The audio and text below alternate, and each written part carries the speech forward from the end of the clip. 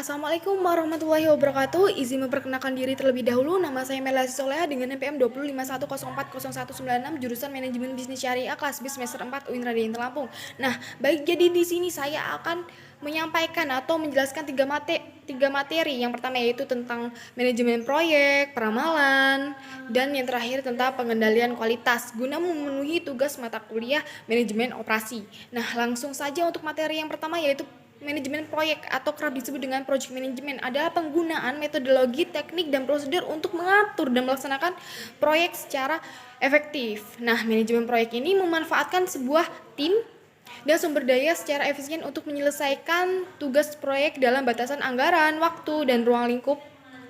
Nah, selanjutnya ada sasaran manajemen proyek. Jadi setiap proyek ini memiliki tujuan khusus. Di dalam proses pencapaian tujuan tersebut ada 3 constraint. Nah, untuk harus dipenuhi. Jadi biasa dikenal ini dengan trade-off triangle atau biasa disebut dengan triple constraint. Apa sih triple constraint ini? Jadi triple constraint ini adalah usaha untuk pencapaian tujuan berdasarkan 3 batasan. Yang pertama yaitu tepat biaya. Jadi proyek ini harus dikerjakan dengan biaya yang tidak melebihi anggaran, baik dari per item pekerjaan, biaya periode maupun biaya total yang sampai akhir proyek tersebut. Nah, yang kedua yaitu tepat waktu. Jadi proyek ini harus dikerjakan dengan sesuai dengan jadwal pelaksanaan proyek atau schedule yang telah direncanakan dalam ditunjukkan untuk sebagai bentuk prestasi pekerjaan atau work progress. Nah, yang terakhir ini tepat mutu. Jadi mutu produk atau disebut sebagai kinerja performance ini harus memenuhi spesifikasi atau kriteria dalam taraf yang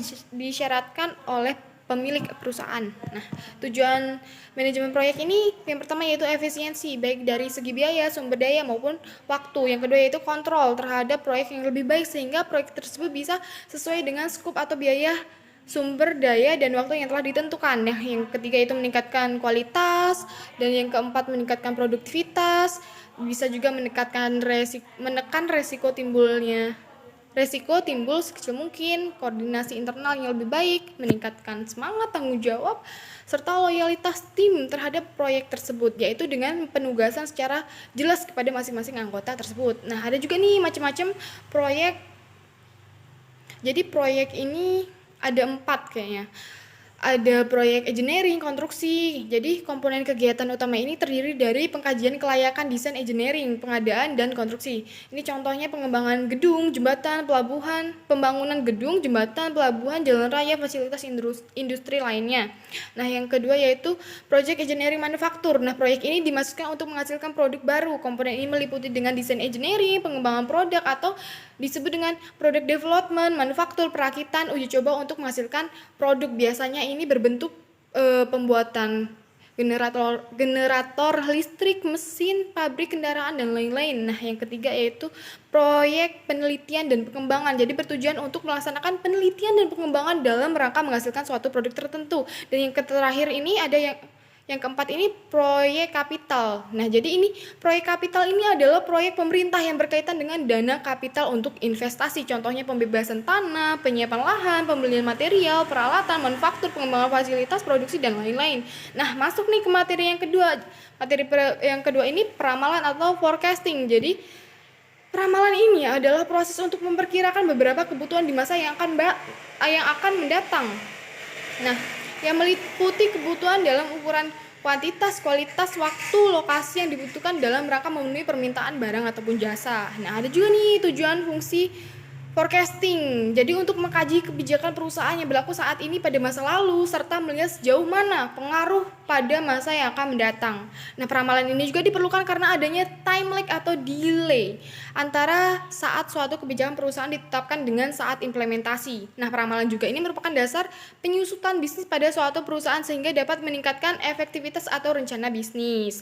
Nah, selanjutnya ada nih pola data produk dalam metode forecasting. Nah, pertama ini data berpola konstan, berpola tren, berpola musiman. Nah, ada juga jenis model forecasting yang umum digunakan. Yang pertama yaitu jenis model rata-rata bergerak atau moving average model. Yang kedua yaitu jenis model rata-rata bergerak terbobot atau weighted moving average model. Yang ketiga yaitu jenis model pemulus eksponensial yaitu exponential smoothing model. Ada juga nih indikator validasi pada saat model forecasting, yang itu yang pertama mean absolute deviation atau MAD, terus yang kedua mean square error atau MSE, yang ketiga yaitu mean absolute percentage error atau MAPE, yang keempat ada tracking sinyal, yang kelima moving rank atau MR. Nah, peramalan ini berdasarkan jangka waktu ini ada tiga.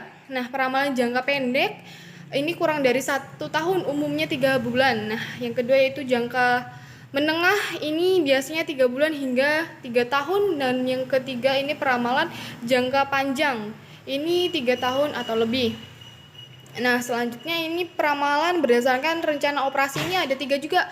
Yang pertama yang ada ramalan ekonomi, yang kedua ada ramalan teknologi, dan yang ketiga ada ramalan permintaan. Nah, selanjutnya peramalan berdasarkan metode pendekatan. Nah, jadi peramalan ini dibagi menjadi 2, peramalan kuantitatif dan kualitatif. Nah, untuk kuantitatif ini menggunakan berbagai model sistematis atau metode statistik dan data historis untuk meramalkan permintaan.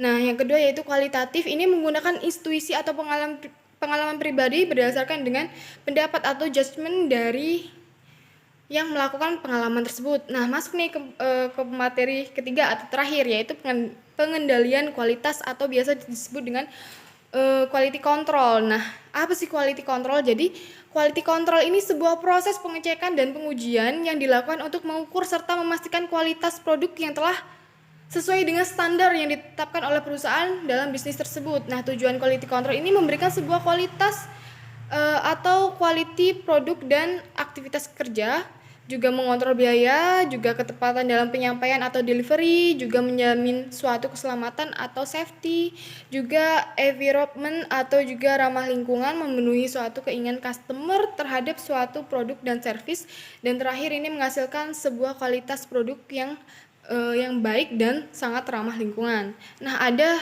3 unsur quality control. Yang pertama yaitu kontrol.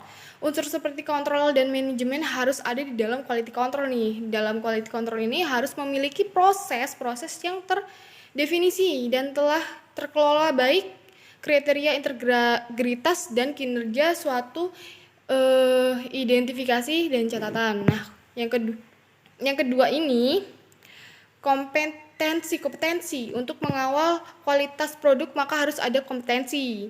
Nah, seperti ilmu pengetahuan, keterampilan, pengalaman, dan kualifikasi. Yang ketiga yaitu elemen lunak seperti pada kepegawaian, integritas, kepercayaan, budaya organisasi, motivasi, semangat kerja tim, dan juga suatu hubungan yang berkualitas. Nah, jadi kesimpulannya, manajemen proyek ini usaha pengerjaan suatu proyek yang dibatasi oleh anggaran, jadwal, dan mutu dengan tujuan tercapainya proyek tersebut secara efisien dan efektivitas. Nah, sedangkan yang forecasting ini adalah metode atau membuat prediksi informasi dengan menggunakan data historis sebagai input utama untuk menentukan arah tren masa yang akan datang atau masa depan. Nah, untuk yang ketiga yaitu pengendalian mutu atau quality control ini adalah suatu proses. Pada intinya dia adalah menjadikan entitas sebagai peninjau kualitas dari semua faktor yang terlibat dalam kegiatan produksi. Nah, saya cukupkan.